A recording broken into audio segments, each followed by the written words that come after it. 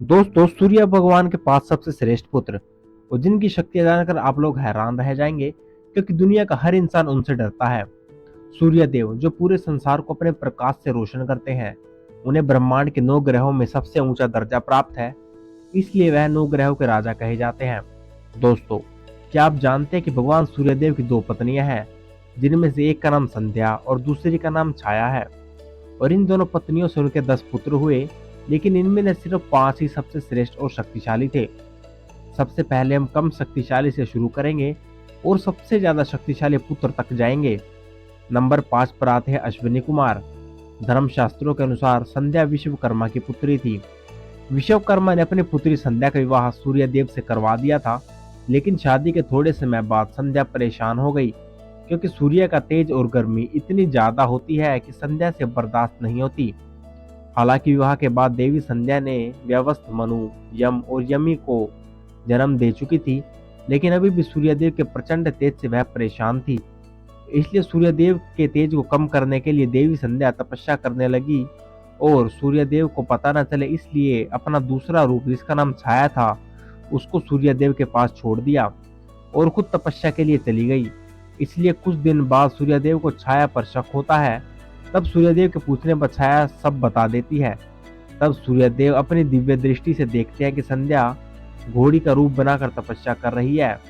लेकिन जब सूर्यदेव को पता चलता है कि उनके तेज की वजह से संध्या तपस्या करने गई है, तो उनको बुरा लगता है और ये विश्वकर्मा के पास जाकर अपना तेज कम करवाने के लिए कहते हैं और विश्वकर्मा उनका तेज कम कर देते हैं।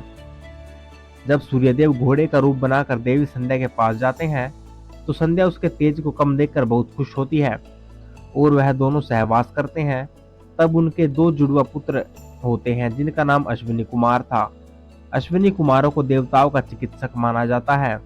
उन्होंने ही महाभारत में माधुरी से आवाहन के द्वारा नकुल और सहदेव जैसे पुत्र प्रदान किए थे। अश्विनी कुमार सायकाल में रथ पर बैठकर आकाश में भ्रमण के लिए निकलते हैं। नंबर 4 पर आते हैं सुग्रीव। शायद इस बात को बहुत ही कम लोग जानते होंगे कि रामायण के सुग्रीव सूर्य के पुत्र हैं। इनके जन्म की कथा बड़ी ही रोचक है। पुराणों के मुताबिक जामवंत जी ऋषिकुल सत्य के छोटे भाई थे। ऋषिकुल सत्य के आश्रम के पास बम्बा नामक एक सरोवर था और उस सरोवर के एक वरदान था, जो उसमें गिर जाता था वह स्त्री बन जाता था। जामवंत जी अपनी मस्ती में थे और गलती से उस सरोवर में जा गिरे। जब वह बाहर आए तो वह स्त्री बन चुके थे। तब उनका नाम जामवंती हो गया। जब सूर्यदेव की नजर जामवंती पर पड़ी, तब वह उनके रूप पर बहुत ज्यादा मोहित हो गए और उनके संभोग से ही सुग्रीव पैदा हुए। सुग्रीव बल में जामवंत के समान ही बलशाली थे। जब आप रामायण का किष्किंधा कांड और सुंदर कांड और साथ ही लंका कांड पढ़ेंगे, तो आपको पता चलेगा सुग्रीव और श्री राम घनिष्ठ मित्र थे और उनकी मित्रता निभाने के लिए श्री राम ने सुग्रीव के भाई बाली को छल से मारा था। सुग्रीव के पास बल की कोई कमी नहीं थी और यह कर्ण के समान ही बलशाली माने जाते हैं। बाद में उन्होंने किष्किंधा पर राज किया और वानर सेना के साथ माता सीता का पता लगाने के लिए भगवान श्री राम की मदद भी की। नंबर 3 पर आते हैं सबके चहेते सूर्यपुत्र कर्ण। सूर्यपुत्र कर्ण, जिन्हें महाभारत में महारथी सर्वश्रेष्ठ योद्धा माना जाता है। दुर्वासा ऋषि के वरदान की वजह से कुंती ने सूर्यदेव का आवाहन करके सूर्यदेव से कर्ण को प्राप्त किया था। वैसे तो कर्ण को लोग पांडुपुत्र भी कहते हैं, परंतु कर्ण कुंती और पांडु के विवाह से पहले ही हो गए थे और लज्जा की वजह से कुंती ने कर्ण को नदी में छोड़ दिया था और एक सूत ने कर्ण को पाला पोसा और जिस स्त्री ने उसका पालन पोषण किया, उसका नाम था राधा। दोस्तों, मैं आपसे पूछना चाहता हूँ, आपके लिए कर्ण की असली माता कौन थी, कुंती या राधा? कमेंट करके जरूर बताएं। कर्ण एक कवच और एक कुंडल के साथ ही जन्मे थे, जिसकी वजह से उनको हराना आसान नहीं था। कर्ण को महाभारत काल का सबसे बड़ा दानी भी माना जाता है। वे एक श्रेष्ठ योद्धा थे, इसलिए गुरु परशुराम जी इन्हें महाभारत का सबसे बड़ा योद्धा घोषित करते हैं और साथ ही साथ बेहद शक्तिशाली भी माना जाता है। और यहाँ तक कि परशुराम जी कर्ण को अपना सर्वश्रेष्ठ शिष्य भी मानते थे। उनके पास गुरु परशुराम जी के द्वारा दिए गए कई अस्त्र शस्त्रों का ज्ञान था। वेद व्यास जी महाभारत में कर्ण की व्याख्या करते समय लिखते हैं कि कर्ण को अपने हिस्से का अधिकार कभी नहीं मिला। वास्तव में हस्तिनापुर की गद्दी के असली वारिस कोई और नहीं बल्कि कर्ण ही थे, किंतु अपनी मित्रता निभाने के लिए कर्ण ने अधर्म का साथ दिया और अर्जुन को छल से कर्ण का वध करना पड़ा। नंबर 2 पर आते हैं शनिदेव। स्कंद पुराण के काशी खंड में उल्लेख है कि शनिदेव सूर्यदेव और उसकी पत्नी संध्या की छाया के पुत्र थे। शनिदेव की माता छाया होने की वजह से उनका रंग काला है।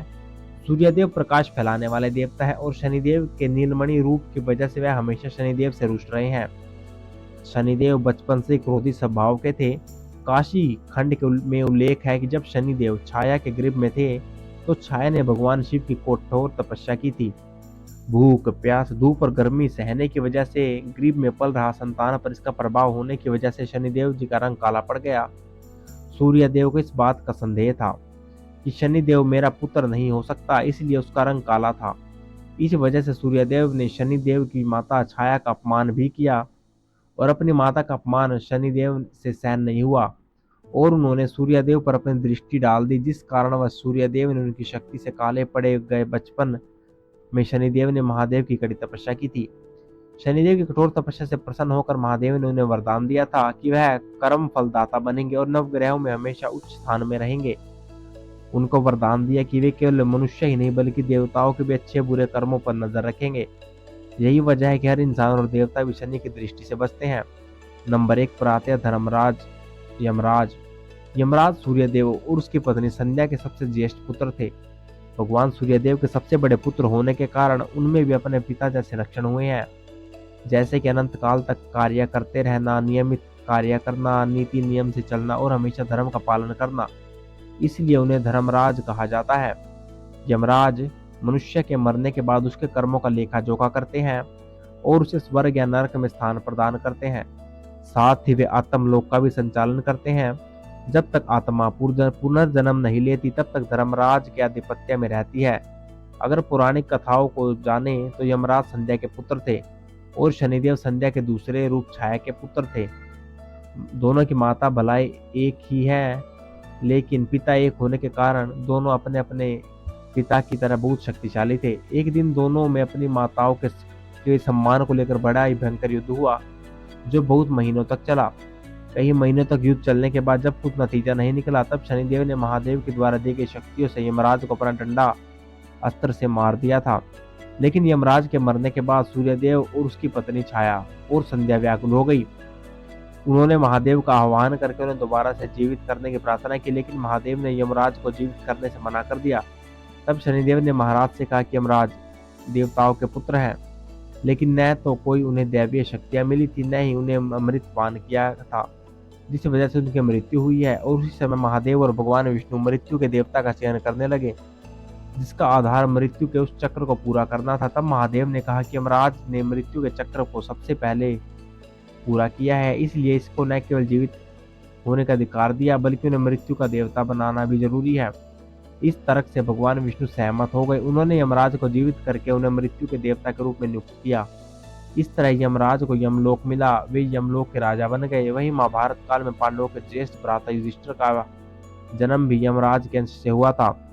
यमराज की जुड़वा बहन यमी है, जो कि एक नदी जिनको आज हम यमुना के नाम जानते हैं, आज हम पूरे ब्रह्मांड जिससे बह खाता है।